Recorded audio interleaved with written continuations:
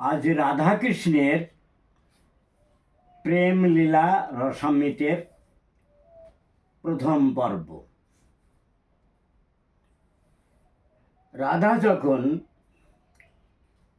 কৃষ্ণের কোনো সাড়া শব্দ না পেয়ে শুধু বাঁশির সুরকে অবলম্বন করে সে যখন বাড়ি ফিরে যাচ্ছে, তখন বলছে যে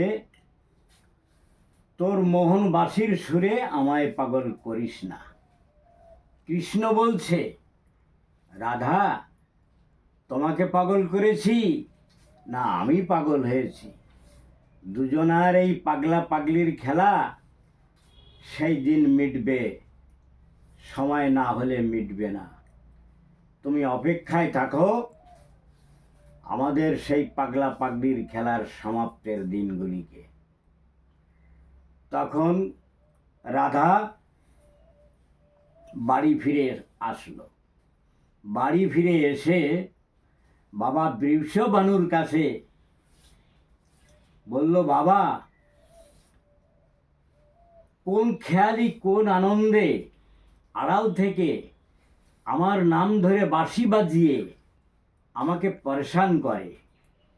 এ কি আমার কোনো পুরুষের দাদা না কোনো হাদা গাধা? তখন বৃষভানু হেসে বলে, না রে বেটি, না, ও দাদাও নয় হাদা গাদাও নয়, ও একটা ভিজা মাটির কাদা। রাধা বলল, সে আবার কেমন? তখন বৃষভানু দেখিয়ে দিল যে শুকনো মাটিতে জল ঢাললে ভিজে যায়, সেটা কাদা হয়ে যায়। তখন রাধা সেই সেই চিন্তায় বিভোর হয়ে গেল। আরো বলল যে ওই কাদাটা নিয়ে যে ছেনতে ছেনতে মসৃণ করে মাটিটাকে সেই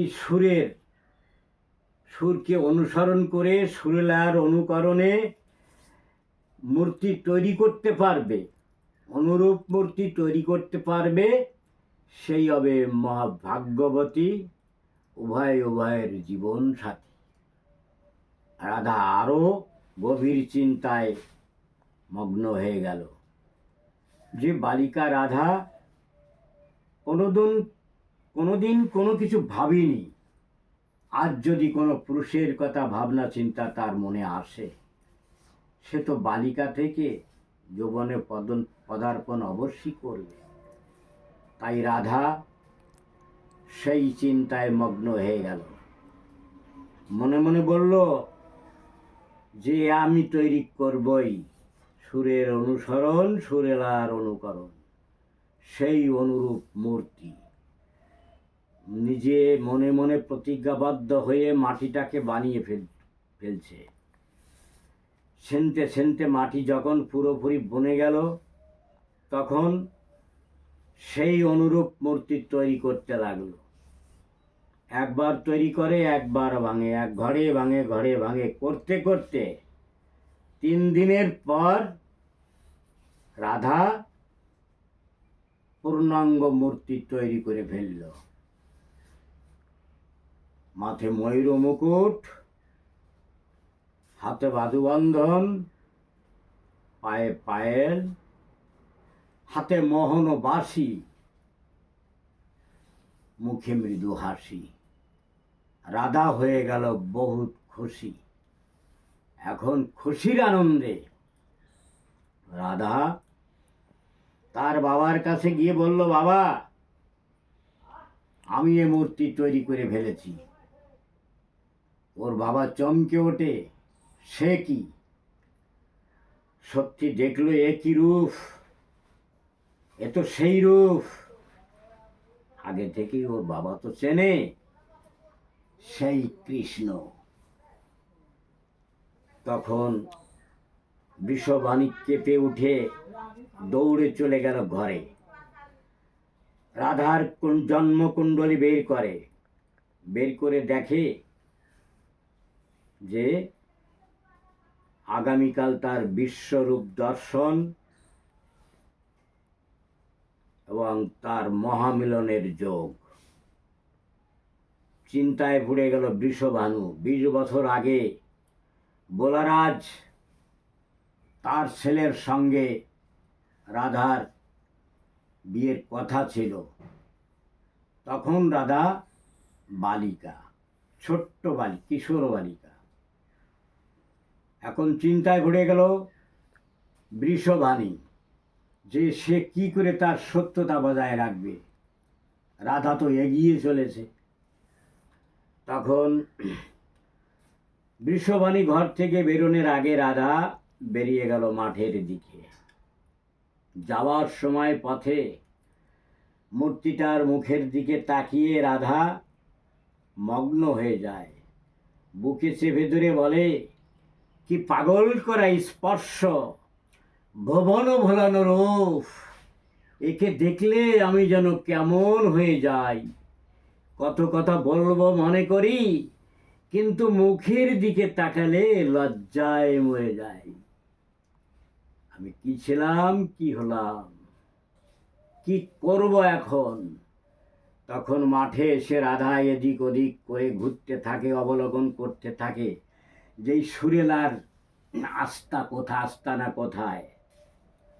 তখন রাধা অনেক সময় ধরে ঘুরতে ঘুরতে তার কোনো গতাগম্য পায়নি।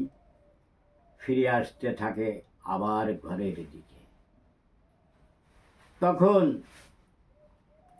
আবার বাঁশি বেজে উঠল, রাধা রাধা বলে। তখন রাধা বলল যে পিকের কুহুতানে ভাব জাগে মোর প্রাণে, ভাবক আমার কত দূরে আসবে মোর কুঞ্জের দ্বারে। সে কুঞ্জটি সাজিয়াছি কমল দলে, ফুটছে সৌরভে মধু ঢেলে। কবে আসবে কালা, পড়বে বালা, ফুলের মধু লুটবে। রাধা এই সুরেলাকে আমন্ত্রণ করল তার কুঞ্জে আসার জন্যে। আর কৃষ্ণ মনে মনে বলল, রাধা তোমার আমন্ত্রণ তো আমি অবশ্যই রক্ষা করব, কিন্তু সময়ের অপেক্ষা। দেখো তোমার সামনে কত ঝড় ঝামট আসতে থাকে, তুমি তো বাড়ি ফিরে যাও। তখন রাধা ঘরে ফিরে এলো। বাবা বৃষভানু চিন্তামগ্ন।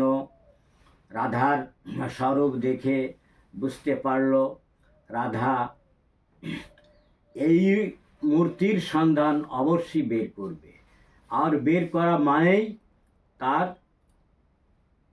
সেখানেই মিলন। তখন বৃষভানু বলল, রাধা তুমি এর পিছনে দৌড়াইও না। রাধা বলল, বাবা তুমি নিজেই না বলেছ এই মূর্তি যে তৈরি করতে পারবে সেই হবে ভাগ্যবতী, উভয়ের জীবন সাথী। তাহলে ভাগ্যবতী জীবন সাথী এটা তো আমার মাথায় এসেই ঢুকিয়ে দিয়েছ তুমি। আমি তো এ পথ এর সন্ধান না পাওয়া পর্যন্ত আমি রুখতে পারি না। তখন বৃষভানু আরও চিন্তামগ্ন হয়ে গেল। তখন ফের পরের দিন রাধা বাড়ি থেকে বেরোনোর আগে বৃষভানু বেরিয়ে গেল বোলারাজের কাছে। রাধা ঘরে ফিরে তার পরের দিন আবার মাঠে এলো। মাঠে এসে দেখে যে মাঠে ছিল জনশূন্য, জীবশূন্য, সেই মাঠে দেখছে আজ এক সজীবে তার প্রস্ফুটন। চারিদিকে সমস্ত সবুজ গাছপালা, সুন্দর ফুলময়, ধেনুগুলো ঘুরে বেড়াচ্ছে এক মহানন্দে। কিন্তু যাকে খুঁজছে সে নেই। তবু ভরসা এলো। আবার মূর্তির দিকে তাকিয়ে রাধা চারিদিকে অবলোকন করতে করতে যখন সে আর কাউকে খুঁজে পেল না, তখন সে দৃঢ়তার সহিত প্রতিজ্ঞা করল, আজ এই মুহূর্তে এই সুরেলা যদি আমার সামনে না আসে, তো ভগবান, আমি আমার দেহ ত্যাগ করব, আমি নিজেকে বিসর্জন দিব। তখন অন্তরাল থেকে শ্রীকৃষ্ণ অন্তর্যামী বুঝতে পারল রাধা তো জেদি হচ্ছে, ও তো ওর কথা ঠিক পালন করবে। ও যদি আজ আত্মত্যাগ করে, দেহ ত্যাগ করে, তাহলে তো সব এখানেই সমাপ্ত। অতএব তাকে তার সামনে যেতেই হবে। শ্রীকৃষ্ণ তখন তার নিজ রূপ প্রদর্শন করানোর জন্য রাধিকার কাছে সে ক্ষিতি অব তেজ মরুদ্বম সম্মিলিত সূর্যরশ্মি, বায়ু, বাড়ি, সমস্ত সব কিছু মিলে যে পঞ্চতত্ত্ব আছে, সেই পঞ্চতত্ত্বের ঘূর্ণিঝড়, ছোট্ট একটা ঘূর্ণিঝড় সৃষ্টি করে ঘুরতে ঘুরতে এক অপরূপ সাজে রাধিকার চারিপাশে ঘুরতে ঘুরতে স্থির হয়ে গেল। তখন দেখল সাকার মূর্তি, তার কোলে যে শ্রীকৃষ্ণ বসে আছে, সেই শ্রীকৃষ্ণের আসল রূপ। তখন তখন রাধিকা প্রণতি অবস্থায় তার পায়ের কাছে প্রণাম করল। তখন কৃষ্ণ বলল, রাধিকা, প্রণাম নয়, ওকে ধরে তুলল, বাহুবন্ধনে নিল। তখন রাধিকা কৃষ্ণের ঘাড়ের পরে মাথাটা রেখে মাথাটা উঁচু করে তার মুখের দিকে তাকালো গোপনে। ভাবছে কৃষ্ণ জানে না, সব জানে। তখন কৃষ্ণ বলছে, এখন তো তোমার উতলা শেষ, তুমি নিশ্চিন্ত, এখন তো আর দেহত্যাগের কোনো প্রশ্ন নেই। তখন রাধিকা বলল যে বিশ্বরূপ আজ আমি দেখলাম, তো আমাদের মহামিলন। কৃষ্ণ বলল, সময়ের আগে কিছু হবে না, যেটুকু হলো তোমার দেহত্যাগের রাস্তা আমি বন্ধ করে দিয়েছি। ধীরে ধীরে বাড়ি যাও, দেখো তোমার পারিবারিক, তোমাদের পরিবেশ কি ঝড় সৃষ্টি করে, তাকে তুমি সামলাও, বাকিটা আমি দেখব। যখন যেটা হয় মেনে নিও, বিপরীত করো না, হিতে বিপরীত করো না। তখন রাধিকা কৃষ্ণের কাছ থেকে যেতে তো ইচ্ছে করছে না, তবু কৃষ্ণ তাকে বাধ্য করালো, তুমি যাও, তোমার তো যে চিন্তা ছিল সেটা দূর করে দিয়েছি, এখন তুমি ঘরে যাও, তোমার বাবাকে সামলাও, আমি আছি, আমি থাকবো তোমারই পাশে। রাধিকা চলে গেল।